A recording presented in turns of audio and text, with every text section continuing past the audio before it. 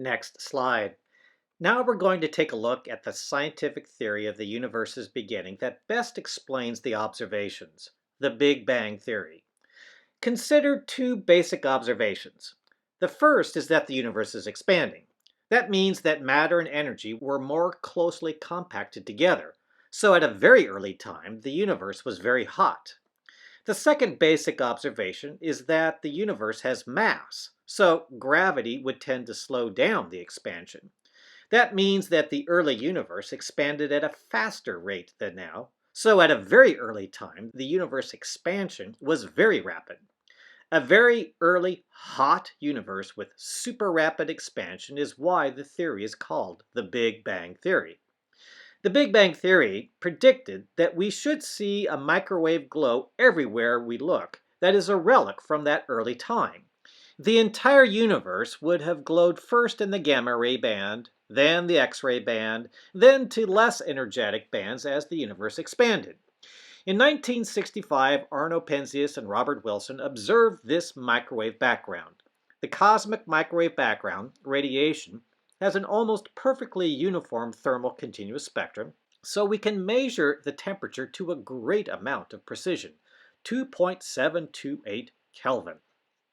This relic of the early universe is the absolute oldest light we can ever see because it comes from the time when the universe first became transparent. These microwave photons date from just a few 100,000 years after the start of the expansion, the Big Bang. At this time, the universe was glowing red hot at 3000 Kelvin.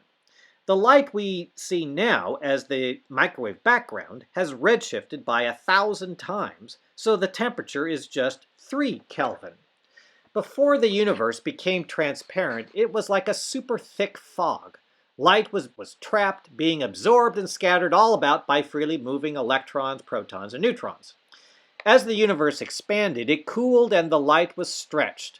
After about 380,000 years, the universe had cooled enough for the electrons, protons, and neutrons to combine to form neutral atoms.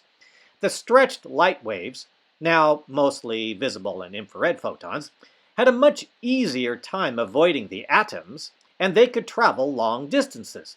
The universe became transparent, and these light waves, these photons, are the oldest radiation that can be detected. The universe could not have been perfectly uniform, though.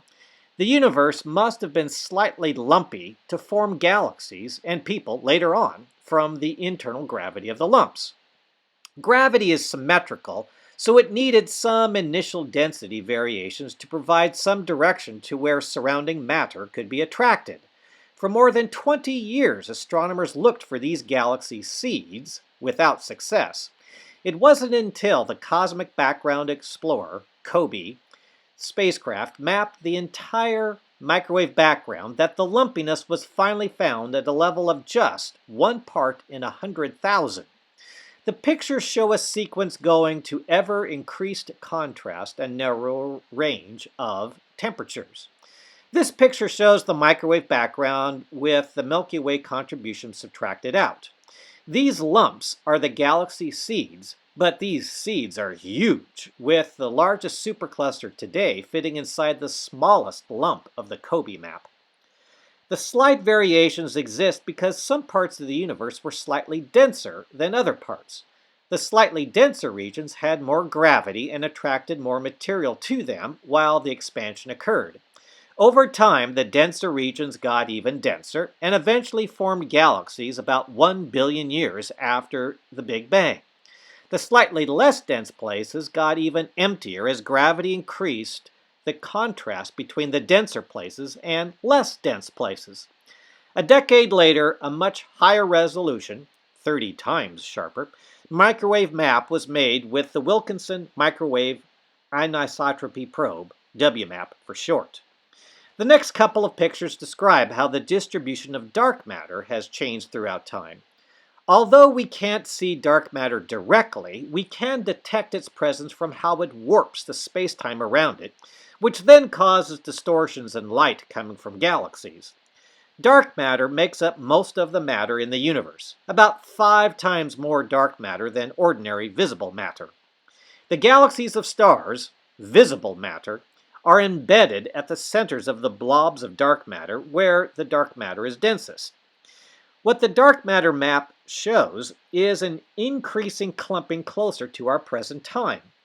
The dark matter needed to clump first so that the ordinary matter could clump to form stars and galaxies. The dark matter also shows that the universe has changed over time. Next slide. If we run the expansion backward to the very earliest of times and use the universal laws of nature to describe the conditions way back then, we find that the early universe was very hot and dense. The conditions were so extreme in the first few seconds that matter could convert to energy, photons, and energy to matter, back and forth, according to Einstein's relation, energy equals mass times the speed of light squared. Protons and neutrons were doing this in the first microsecond, and the lower mass electrons could do this for the first few seconds. That means all of the ordinary matter in atoms today were created in the first few seconds after the Big Bang. It would take about 380,000 years for them to combine together to make the first atoms.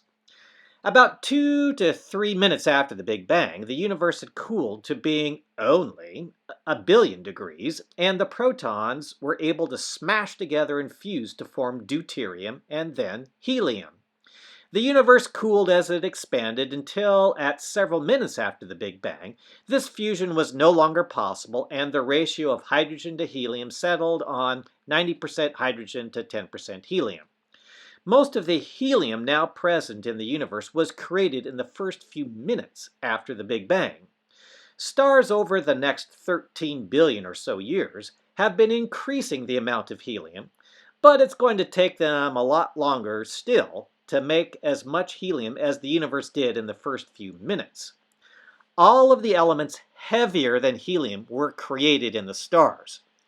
Remember that chemical reactions only rearrange the atoms that were created in the Big Bang and the stars. It turns out that the amount of the hydrogen isotope called deuterium created in the nuclear fusion depends very sensitively on the density of the gas it is in. A denser universe would have had more deuterium fused to form helium. A less dense universe would have had more deuterium remaining. That means that measuring the amount of primordial deuterium that survived could tell us about the density of the early universe, and that can tell us about the curvature of the universe, which then tells us about the eventual fate of the universe in the far future. Here's another link to the beautifully illustrated guide, An Ancient Universe, How Astronomers Know the Vast Scale of Cosmic Time. It's a nice summary of how we've been able to figure out where and when we are in the grand scheme of things.